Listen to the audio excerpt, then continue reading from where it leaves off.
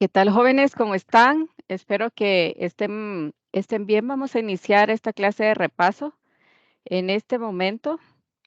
Les quiero comentar que lo que vamos a ver hoy es solamente la primera clase, ¿verdad? Esto les va a ayudar a ustedes como a aislar los conceptos, porque en esa primera clase pues tuvimos presentación de los estudiantes, tuvimos también la presentación del docente, las reglas de clase. Entonces, como para fines de resumir un poco esa información, vamos a realizar este video. Esta es su clase de técnicas documentales. Es una clase de repaso del primer parcial. El propósito es identificar los puntos más relevantes para que ustedes puedan estudiar.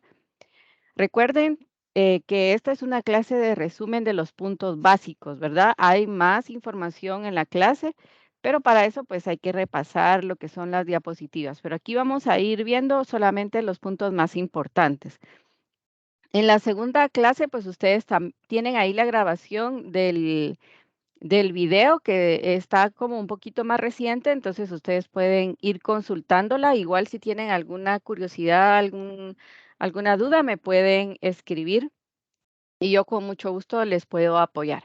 Pero vamos a ir rápidamente, no nos vamos a detener demasiado, tal vez vamos a ir haciendo ideas que les permitan conectar, ¿verdad? Lo importante acá no es tanto en sí el contenido, sino la conexión de las ideas que ya vimos en la clase para que, pues, de manera lógica ustedes puedan responder a sus evaluaciones sin problema.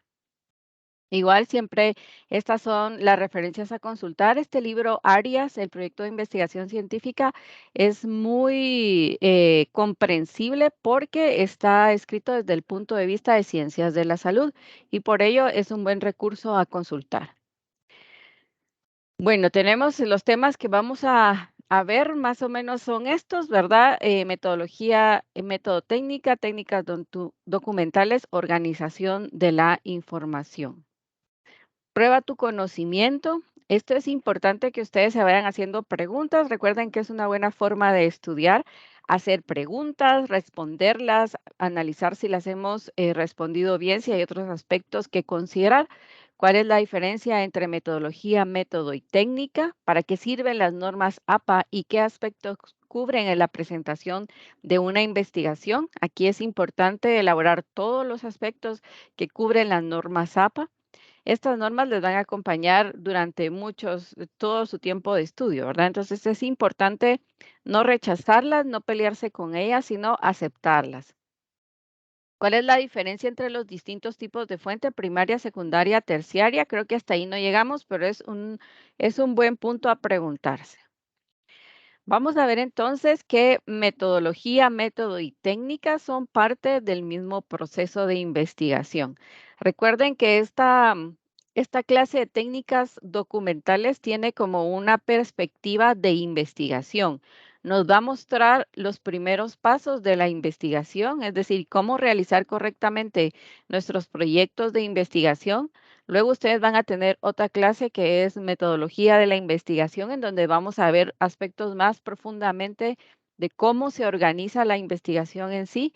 Para cuando lleguen a séptimo, van a tener la clase de metodología de la investigación 2, en donde van a elaborar su proyecto de investigación ya formalmente, ¿verdad? Entonces, digamos que esta clase, metodología 1 y metodología 2, están íntimamente conectadas. Entonces, metodología, vamos a ver que dice se encarga del estudio crítico de los procedimientos que permiten alcanzar el conocimiento en un campo de investigación. En investigación hay varios tipos de metodología, pero digamos que las dos predominantes son aquellas que podríamos considerar como el enfoque. Si yo voy a trabajar desde un enfoque A, mis métodos y técnicas serán las que correspondan a ese método, a esa metodología A.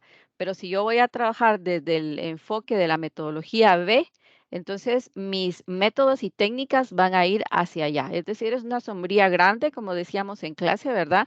Que cubre toda la perspectiva. Son puntos de vista distintos desde donde estudiar. El método entonces es un procedimiento reflexivo, sistemático y controlado y crítico para llegar a un resultado o fin determinado. Es decir, para yo realizar desde el enfoque que he elegido mi investigación, debo utilizar ciertos métodos, ¿verdad? El método me dicta que yo debo hacer una entrevista, el método me dicta que yo debo hacer un experimento. Son dos posturas diferentes, ¿verdad? Pero la técnica me va a permitir a mí llevar a cabo esa entrevista o ese experimento, porque la técnica es un conjunto de instrumentos operativos y rigurosos, de herramientas que permiten recabar la información. Entonces son como tres pasos de un mismo proceso. Esto quiere decir, ¿por qué aprendemos esto de la técnica, el método? Y lo hacemos porque la metodología, el método y la técnica son parte del proceso que permite obtener un nuevo conocimiento a través de la investigación. Estos que yo voy a elegir realizar o que yo voy a elegir llevar a cabo, me permiten a mí acceder a la investigación, a un nuevo conocimiento a través de la investigación. Por ello, vemos que la investigación es una búsqueda orientada a obtener conocimientos. Yo puedo tener una búsqueda, generalmente el humano tiene todo el tiempo está desarrollando una investigación y generalmente realiza ciertos pasos, ¿verdad? Como les decía antes, un bebé que está en su cuna y está con su cuidador, toma un juguete, lo lanza y ve qué pasa, ¿verdad? El bebé primero se ha metido a la boca el juguete, lo muerde, lo chupa, lo saborea, adivina su textura o explora su textura, cómo es su materia, después lo lanza, ve cómo reacciona contra el suelo, cuánto avanza, si rebota, qué sonido genera. El cuidador viene y agarra el juguete y se lo devuelve al niño. El niño lo toma y lo vuelve a lanzar hasta que el niño ha podido aprender el conocimiento, aprender con H intercalada, ¿verdad? Es decir, se apropia de las características de ese objeto. Toma otro objeto, lo vuelve a pasar por su boca, que es la forma de conocimiento del bebé, lo vuelve a lanzar y ve cómo reacciona a este objeto en el piso. Por supuesto que su cuidador va a hacer esto todas las veces que el bebé lance, ¿verdad? Lance el objeto, pero ustedes creen que es una forma de juego, pero en realidad es una forma de investigación del mundo. Y si lo hace un bebé, lo hacemos nosotros naturalmente también, ¿verdad? Lo único es que para poder hacerlo académicamente, sí debemos de seguir un método que es el método científico, ¿verdad? Entonces, la investigación es una búsqueda orientada a obtener conocimiento. Su proceso requiere descubrir, recrear y reconstruir el objeto de estudio para crear ese nuevo conocimiento, igual que el bebé. Consta de varios pasos, ¿verdad? Para que el sujeto se apropie de las características de un objeto de estudio. Entonces, lo que se busca es lo mismo que el bebé, solo que a niveles mucho más complejos, ¿verdad? Nosotros lo que queremos es apropiarnos de las características de nuestro objeto de estudio, que en este caso seguramente serán pacientes, ¿verdad? En el caso de la fisioterapia. Para ello, no, pues no vamos a hacer los mismos pasos que el bebé, pero ya organizados, sistematizados por medio del método científico. Y pues estos pasos más o menos son así, ¿verdad? Indagación detallada del tema, vamos a indagarlo como cuando el bebé toma el objeto y lo coloca en su boca, porque recuerden que el bebé conoce el mundo a través de su boca, es lo primero que hace. Selección del material específico que sí nos va a servir, registro y ordenamiento de la información o datos y por último, pues el análisis o conclusiones que vamos a obtener de esta investigación. Entonces ya vimos, ¿verdad? Que tenemos un método, tenemos unas técnicas para realizar una investigación, pero para llevar a cabo la investigación es necesario apoyarnos de las técnicas de investigación documental, porque como vimos en la clase pasada, todos los conocimientos de la ciencia están Ya están ordenados, están sistematizados. ¿Por qué razón? Pues porque han venido construyéndose unos encima de otros durante todo el transcurso del desarrollo de la humanidad. Por ello, vamos a encontrar que la mayoría de la información científica va a estar registrada en documentos y por ello debemos aprender las técnicas documentales. La investigación documental quiere decir que vamos a investigar en documentos dentro de un campo de conocimiento. Cada campo de conocimiento tiene diferentes archivos, ¿verdad? O documentos. Por ejemplo, si nosotros nos ponemos a pensar en nuestra formación, cuando éramos pequeñitos teníamos pues lenguaje, matemáticas, ciencias sociales, ciencias naturales, ¿verdad? Que son, digamos, cuatro ramas básicas. Pero conforme fuimos creciendo, ya se fueron multiplicando los campos de estudio hasta que llegamos a la universidad y ahí vemos cómo todas las ramas de la ciencia tienen diferentes facultades, ¿verdad? Escuelas, facultades, universidades, institutos dedicados a distintas ramas del conocimiento. Así como se organiza la ciencia, así se organizan las universidades, así se organiza el sistema educativo. Entonces, vamos a ir a investigar en estos documentos dentro de nuestro tipo de campo del conocimiento. En este caso sería ciencias de la salud, fisioterapia, ¿verdad? Claro que debemos tener una visión mucho más amplia y cuando decimos documento no decimos un papel, ¿verdad? Sino decimos que es un registro con información sobre cierto hecho, ¿verdad? Es un registro que puede ser en papel, electrónico o magnético. Es decir, puede ser en papel, una grabación, como ya vimos en la clase anterior, ¿verdad? Puede ser una grabación, un video, puede ser un libro electrónico, un documento electrónico o de sonido, ¿verdad? Que son magnéticas las películas, las cintas de audio. Para repasar el proceso informativo, sabemos que existen tres personas, ¿verdad? Que se van a ver involucradas en este proceso informativo. El emisor o documentalista, que es el sujeto que hace la investigación y ya está cualificado para realizar esta investigación. Por ejemplo, cuando ustedes lleguen a séptimo, ya habrán estudiado 4 años y medio, ya habrán hecho varias prácticas y un año de servicio social, entonces ya van a ser una persona, un sujeto cualificado para realizar la investigación. Luego lo registran todo, ¿verdad? A través de un mensaje o documento, que en este caso puede ser una tesis o una tesina, que es el lugar en donde acopian la información. Y luego pues lo dejan ahí libre al mundo para que venga un destinatario X y se beneficie de su investigación, que puede ser otro estudiante, que puede ser un profesional o algún paciente incluso que quiera investigar sobre su condición y puede beneficiarse de ese documento. Por supuesto que hay empresas que se dedican a la investigación, ¿verdad? Empresas que tienen pues sujetos cualificados que hacen investigación, experimentación, luego pues emiten sus mensajes o documentos generalmente, como ya lo vimos antes, en artículos científicos, ¿verdad? Y el destinatario somos todos los que vamos a investigar sobre esa temática, ¿verdad? Entonces, aquí este es el proceso informativo.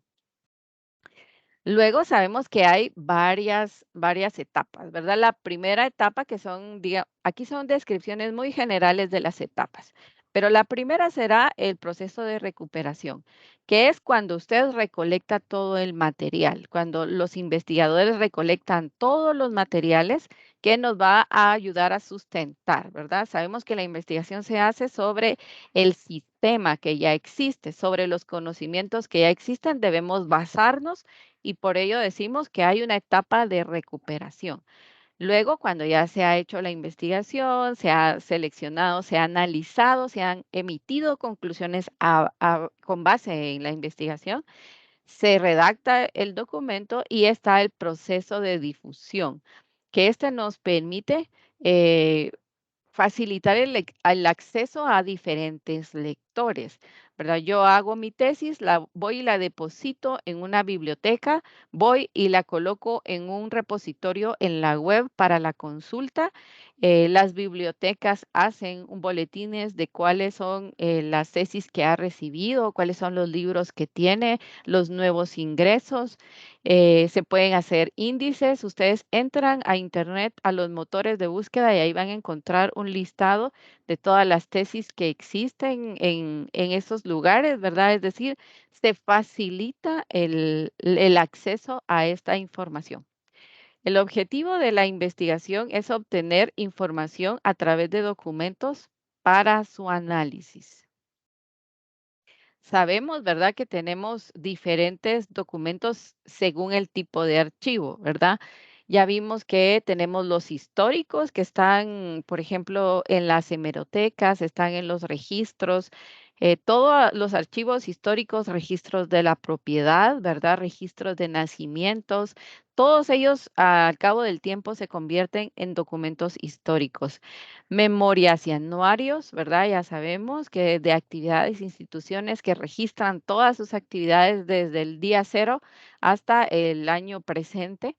Los archivos privados que pueden ser tanto para empresas como para coleccionistas o como para usted también, ¿verdad? Si usted es de las personas que escribe diarios, va a tener en forma privada sus diarios o sus escritos, es decir, archivos privados personales, ¿verdad? Que esos pues son personales. También estamos con los documentos y estadísticos, que hay instituciones como el Instituto Nacional de Estadística que se dedica a recabar estas estadísticas.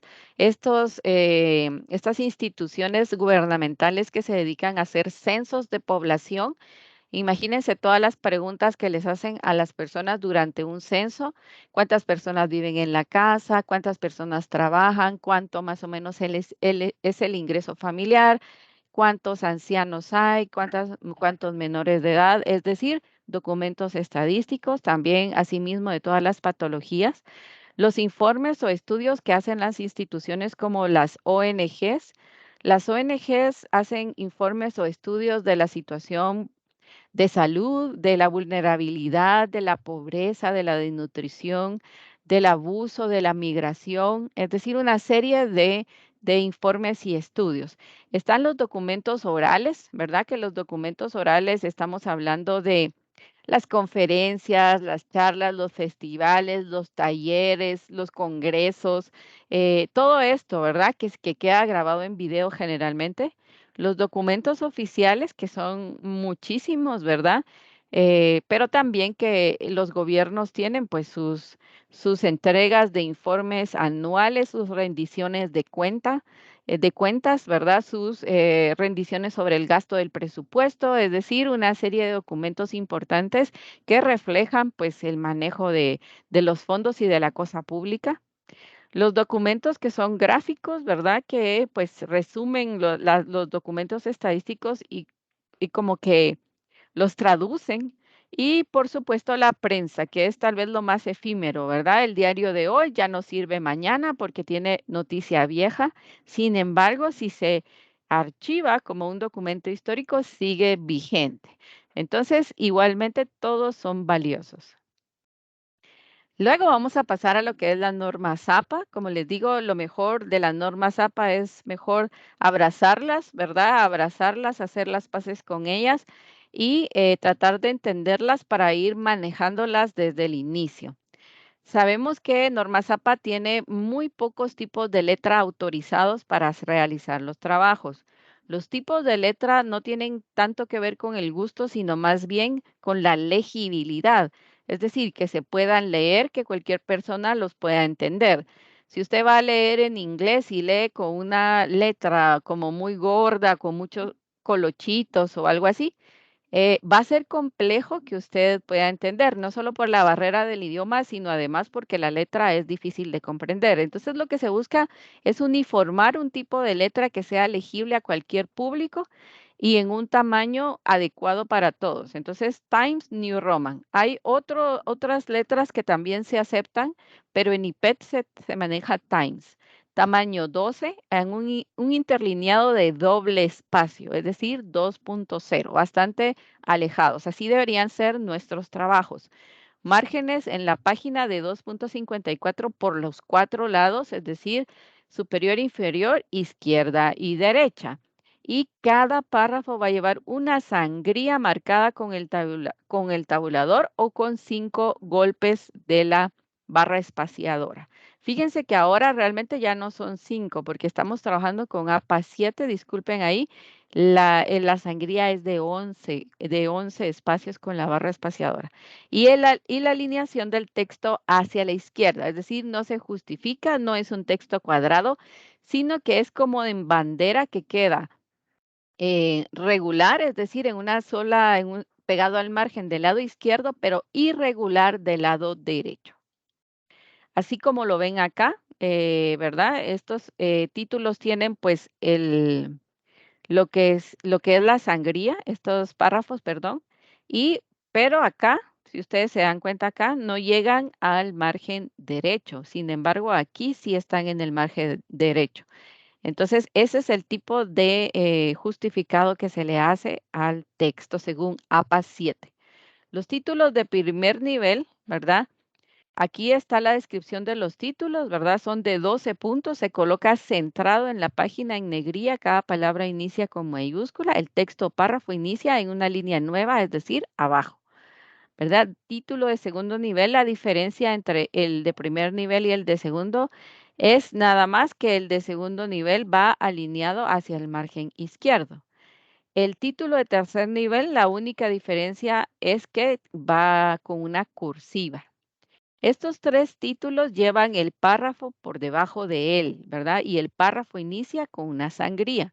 Sin embargo, el título de cuarto nivel, la diferencia es que ya no llevan la cursiva como el de tercero, pero termina con un punto, si ustedes se dan cuenta acá, y el párrafo inicia a la par, ¿verdad? Luego el de quinto nivel lleva cursiva nuevamente, pero lleva un puntito y el párrafo inicia a la par. Entonces, estos son los títulos que vamos a trabajar en nuestras tareas. Ahora, parte de APA son las referencias en el párrafo, ¿verdad? Es decir, ¿cómo voy a colocar estos autores que yo estoy consultando? Recuerden que APA lo que busca es dar como les dijera, dar crédito a todas las personas que usted consulta.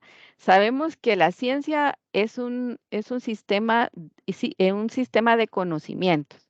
Es decir, yo no puedo decir que de la nada ya sé todo y lo voy a escribir con mis propias palabras, sino que en ciencia si nosotros tenemos que decir de dónde hemos tomado esa información, porque aunque nosotros la sabemos y sentimos que es de manera natural, porque en algún momento lo aprendimos, ¿de dónde lo aprendimos?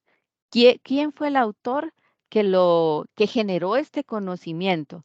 Entonces, Norma Zappa lo que busca es darle crédito a esos autores que generaron el conocimiento. Si no lo digo yo, lo dice alguien. Alguien lo tuvo que haber hecho primero. Y para eso se ponen las referencias.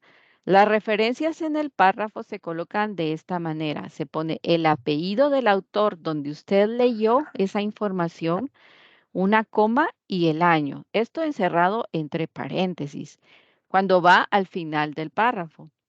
Igual, si yo quiero hacerlo así, también lo puedo hacer. Por ejemplo, en este Artola, coma, con su inicial Ismael, digamos, punto, coma, 2019. Pero también APA 7 nos permite poner los dos apellidos. Artola González, coma, 2019. Cualquiera de estos estilos es correcto. Ustedes van a encontrar estos y muchos otros estilos en los documentos que van a ir consultando en el transcurso de su carrera, porque ahora estamos trabajando la versión 7, pero hace unos meses estábamos trabajando la versión 6, hace unos años la versión 5 y así, etcétera. Y hay otras muchas formas de citación que no son APA. Entonces, ustedes van a encontrar aquí una variedad, ¿verdad? A veces tienen 2 puntos, a veces incluyen el nombre, a veces ponen la inicial antes del nombre, pero todos esos formatos no son APA. Esto que ustedes ven en su pantalla en este momento es APA y cualquiera de estas modalidades ustedes van a poder utilizar, pero siempre que sea APA. ¿Por qué ahora se permiten los 2 apellidos? Se permiten los 2 apellidos porque nosotros en Latinoamérica solemos usar nuestros 2 apellidos, ¿verdad? Por ejemplo, yo, Isabel Díaz Sabán, sí me gusta utilizar mis 2 apellidos, tanto el de mi papá como el de mi mamá. En otros países, ustedes saben que solo se utiliza un apellido, ¿verdad? En cambio, acá nosotros sí lo utilizamos. Entonces, los investigadores latinoamericanos o latinos siempre se han quejado de que no puedan utilizar, porque antes solo un apellido se podía utilizar. Siempre se quejaban de eso y entonces ahora ya APA 7 permite que se pongan los 2 apellidos. En el caso que ustedes estuvieran investigando y encontraran los 2 apellidos, pues se colocan, ¿verdad? Y si no, solamente uno. Ahora, cuando ya cité en el texto, ¿verdad? Ahí donde estoy escribiendo, pongo Artola, 2019, ya cité en el texto, pero también al final del documento yo tengo que hacer un listado de los libros o documentos que he consultado. APA tiene esto que se llama lista de referencias que va al final de todos los trabajos y necesita básicamente cuatro datos, ¿verdad? El primero siempre va a ser la información del autor. El uno o dos autores o tres autores o los autores que sean, pero siempre va a ir primero la información del autor. No va a ir en mayúscula, va a ir en la primera mayúscula y las demás minúsculas. Puede ser que ustedes se encuentren con mayúscula, con el nombre completo, Carlos, Anita, Susana, pero eso no es APA, ¿verdad? Nosotros vamos a ver en APA solo la primera mayúscula y primero los apellidos y las iniciales. Luego, el segundo dato que vamos a encontrar va a ser el año, siempre, siempre, siempre va a ser la fecha. Si esta fecha está hasta de último, no es APA y hay que convertir esos datos a APA. Título del documento siempre va a ir en cursiva y luego la información de la fuente. En este caso, como es un libro, es información de la fuente, el camarote ediciones. Y en párrafo, ¿verdad? La fisioterapia es el conjunto de métodos, actuaciones y técnicas que mediante la aplicación de medios físicos curan, previenen, recuperan y adaptan a las personas. ¿De dónde tomó eso? De Artola y Artola en 2019. Es decir, dos personas con apellido Artola hicieron esta investigación en 2019. Así lo voy a citar en el párrafo y así lo voy a citar en la lista de referencias. Sin embargo, cada tipo de documento tiene características diferentes. Entonces, nosotros ya vimos cómo son las características del libro. Ahora vamos a ver las características de la página web, porque seguramente ustedes consultarán algunos elementos en la web. Y vamos a ver que si fuera una página, por ejemplo, la página de la Organización Mundial de la Salud, aquí en información del autor vamos a poner el nombre de la página, Organización Mundial de la Salud. Acá en esta parte vamos a poner la fecha de consulta. ¿Por qué? Porque si usted consulta un PDF o usted consulta un libro, un periódico, algo impreso, eso no va a cambiar. Un video no va a cambiar la información. Hoy dice una cosa, mañana dice otra. No, pero una página web sí se puede editar, se puede mejorar, cambiar, disminuir la información. Por ello, usted dice, yo lo consulté el 1 de junio de 2023 y eso decía. Entonces, en el caso de la página web, usted sí va a colocar la fecha. A continuación, va a colocar el título del documento en cursiva Y, por supuesto, como usted lo tomó de Internet, va a colocar la información de la fuente, en este caso, un link. ¿Cómo lo voy a colocar en el párrafo? ¿Verdad? Yo puedo poner Organización Mundial de la Salud, porque esa era la página que consulté, pero la primera vez que yo lo coloque voy a poner OMS entre corchetes 2023, página 56 o párrafo 56 si fuera el caso, ¿verdad? Y lo puedo poner lo puedo poner también así, la Organización Mundial de la Salud, OMS, 2023, cualquiera de las 2 formas está bien. ¿Cuál es la diferencia? La diferencia es que acá yo estoy haciendo referencia de en qué página estoy citando, porque copié tal cual aparecía, yo lo copié igual, entonces debo poner el número de página. Pero si yo en realidad solo tomé ideas e hice mi propia redacción, no voy a poner el número de página y entonces voy a poner solamente OMS 2023, ¿verdad? La Organización Mundial de la Salud, OMS 2023. Y aquí es lo que es las citas con énfasis en el texto. Cuando yo hago una cita en la que empiezo a colocar primero la información y de último pongo al autor, entonces se dice que es una cita con énfasis en el texto, como esta que vimos aquí. Aquí es la cita es con énfasis en el texto porque yo inicio escribiendo la información que copié y de último coloco al autor entre paréntesis al final del párrafo. Pero eso es con énfasis en el texto, cuando yo empiezo a redactar con el nombre del autor y lo pongo primero porque quiero decir que él lo está diciendo, entonces ahí se llama con énfasis en el autor. Y el autor se saca de adentro del paréntesis para que pueda participar en la conversación, porque yo estoy afirmando que él lo dijo. Entonces, aquí un ejemplo. Kaku, entre paréntesis 2009, refiere que las cosas que nos afectan pueden tener repercusiones en otros sitios del universo, etcétera, ¿verdad? Es decir, decimos que el autor lo dijo. Un ejemplo es acá, donde dice, la Organización Mundial de la Salud indica que la fisioterapia es el conjunto de métodos, actuaciones y técnicas que mediante la aplicación, es decir, estamos afirmando que la Organización Mundial de la Salud dijo eso. Entonces es con énfasis en el autor, porque decimos que el autor lo está diciendo.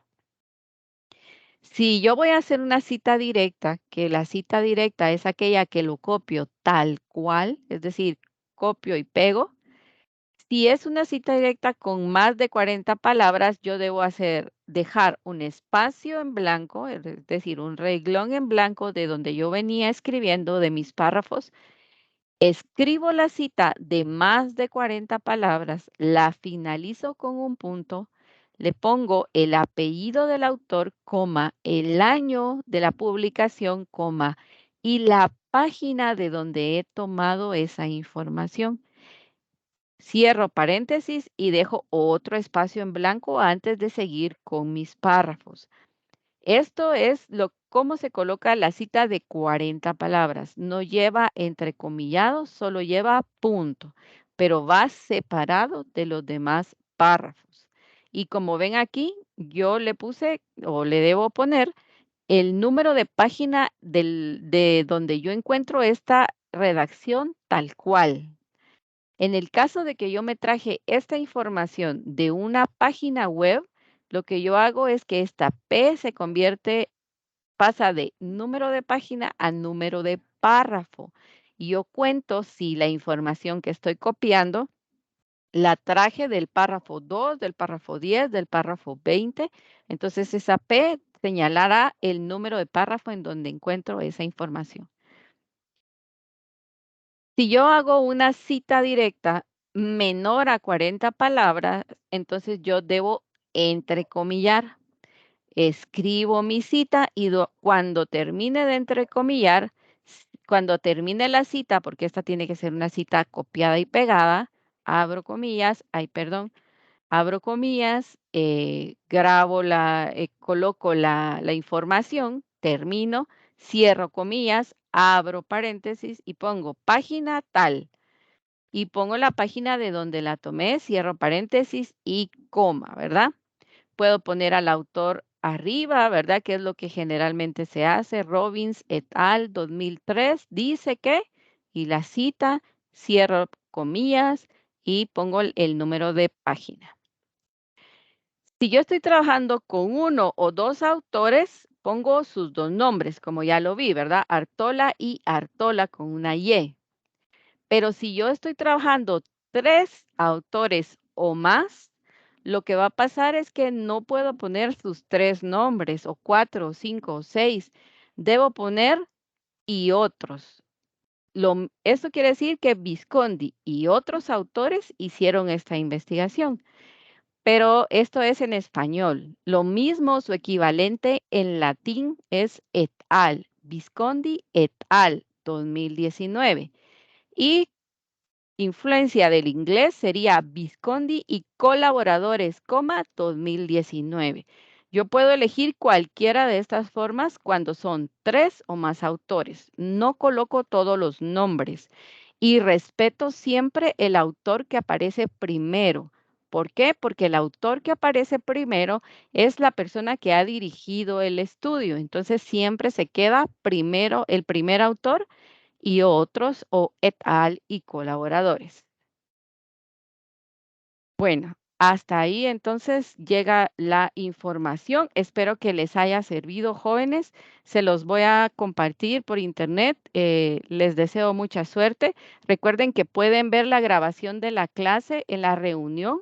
Ustedes entran a la reunión y pueden ver la grabación, pero si no, les voy a subir este video a YouTube y les voy a poner en la caja de descripción si me permite YouTube, voy a poner la liga hacia la reunión de la otra clase para que ustedes puedan ver ambas. Muy bien, que estén muy bien, jóvenes. Nos vemos.